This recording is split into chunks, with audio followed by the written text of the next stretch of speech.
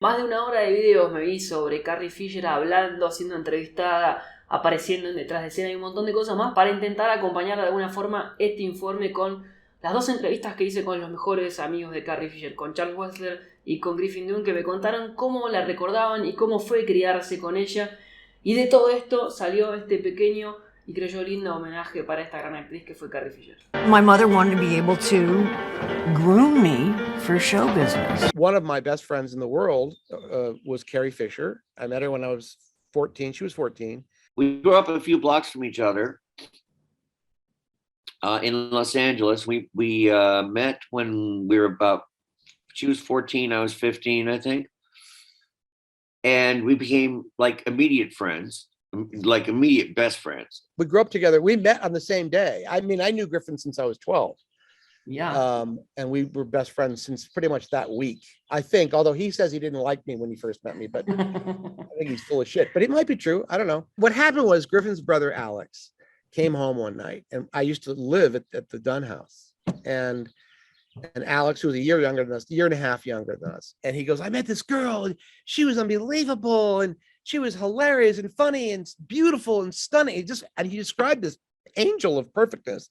So both Griffin and I were like, wow. I remember saying to Alex, I'd like to meet her. And by the way, and Alex was worried about Griffin because Griffin, even at that age, was sort of like really good at picking up girls. And, he'd only kiss them. It was like, it was, he could steal them away easy. So he was very concerned about that. That friendship kind of followed all the way through as I got, she would set me up with girls that she thought I would like. And I would give her advice about boys. But we were together so often that boys would then fall in love with her and then ask me for advice about how to get her. We met her and I fell right in love with Carrie. I mean, I was deeply crazy in love. And then about a year later, I went to Israel and ended up staying in Israel for 4 years. And we used to write letters and postcards and send cassette tapes filled with an hour of commentary over a period of like 2 months. I'm sorry, 2 weeks. And we would send these things for 4 years. And by the way, I don't have them. I don't know what I did with them. I think they were stolen. But I have the postcards. I don't have the cassettes. Oh, God, I'd kill for the cassettes. But that's the thing. I mean, we stay. And so when I came back, instead of me having a crush on her, she was like my best friend. I worked from 13 to 16 in Las Vegas as part of my mother's act. When you're weary, feeling small. And then when I moved to New York to be an actor, she came to New York to be an actress. And her mother, Debbie Reynolds, didn't want her daughter to live alone. So she kind of insisted we room together. So I paid the crappy rent, the small amount of rent I paid when I lived in the East Village, and put it toward a much nicer apartment that her mother paid for. And so we lived in kind of a nice building that I would never have been able to live in. The camera and say your name. Carrie Fisher, 19. And then she went off to do a movie in England.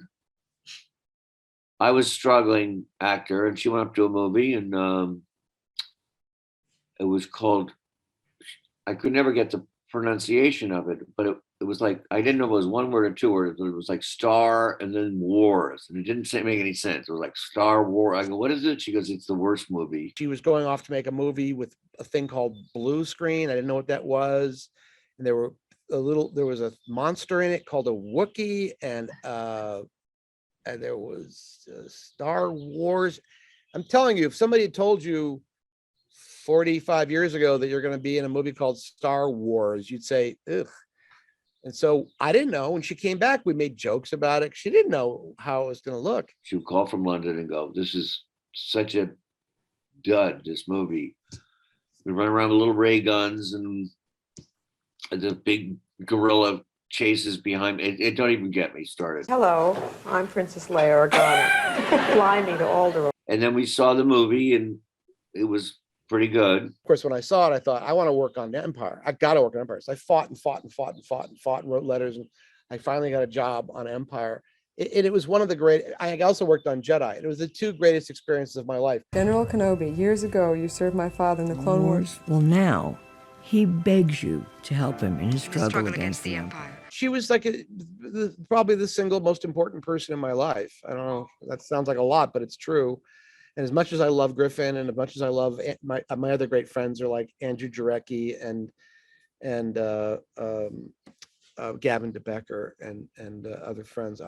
She's probably the single most important. They're all important to me. All my great friends are important to me, but she meant a lot. She really gave me so much, and I learned so much. Yeah. And she also tortured me the most.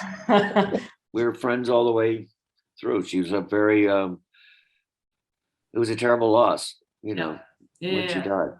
That was over Christmas, and I was with her. I came back from New York, and my other good friend, Charlie Wessler, we were both with her in the hospital, and then she was gone. But she's she was one of my closest friends. I'm still trying to figure it out, and I'm 66, but I can just say that she was a truly brilliant, insightful woman. But she was an insightful, beautiful, smart, insightful woman when she was 14. I'm not kidding. I kid you not.